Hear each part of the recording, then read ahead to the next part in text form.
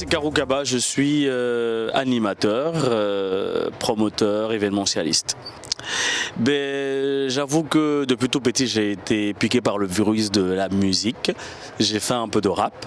Et c'est en voulant remplacer un ami qui était animateur radio que je me suis retrouvé animateur. Mais j'ai tout de suite vu que j'avais ce truc-là en moi. Et le déclic il est venu quand j'ai commencé à faire les animations radio au tout début. Et quand on a commencé à organiser des soirées dans les boîtes de nuit, et mes potes, eux, ils ont continué à faire du rap. Moi, j'étais là pour présenter quand ils devaient monter sur scène, tout et tout.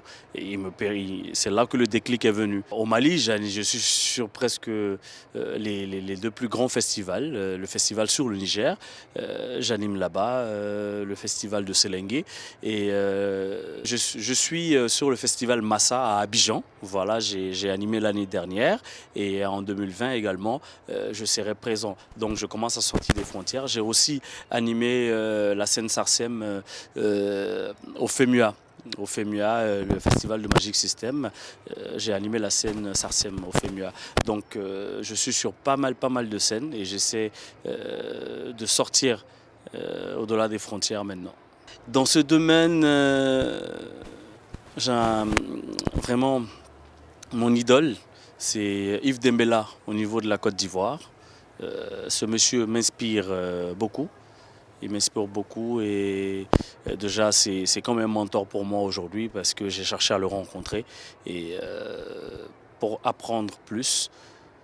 Et j'aime bien Yves Zogo Junior aussi. J'aime bien Yves Zogo Junior parce qu'il a ces deux particularités. Parce qu'au début, ceux qui ne le savent pas, Yves Zogo Junior, je crois qu'il a fait un peu de rap. Il a fait un peu de rap et il a chanté. Et je crois que ça l'aide beaucoup dans sa scène. Quand tu vois Yves Zogo Junior sur scène, tu as l'impression que c'est un artiste et qui chante. Moi, c'est un peu ça. J'ai pris un peu des deux côtés.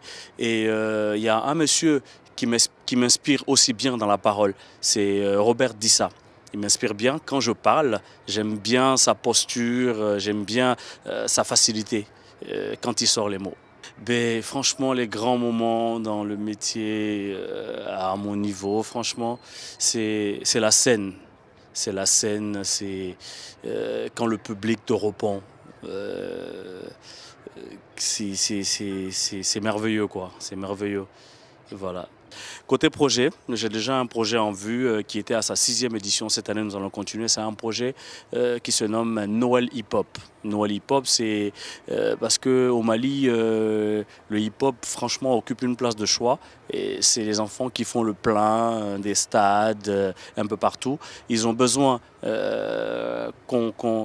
qu'on leur apporte quelque chose pour changer leur texture. On ne peut pas leur laisser comme ça. Donc j'ai amené ce festival pour essayer de les amener vers les ateliers, vers les conférences autour de différents thèmes. Donc il y a le festival Noël Hip Hop qui continue et aussi j'ai d'autres projets avec d'autres projets de sensibilisation, avec d'autres artistes que je veux mettre en place et aussi faire des ateliers dans le domaine de l'animation pour faire comprendre à certaines personnes que c'est un métier, on peut vivre, parce que moi je vis de ça. Mon mot de la fin, je veux plutôt exhorter les Maliens, les Africains à se donner la main, parce que ce qui se passe en ce moment, côté sécurité, franchement ça ne va pas. L'insécurité elle est grandissante, surtout au Mali, parce que tous les jours on entend qu'on a tué quelqu'un, on a volé quelqu'un, et ça ne fait que s'agrandir. Au centre, ça s'entretue, au nord, ça ne va pas. Il faut qu'on se donne la main, il faut qu'on se parle.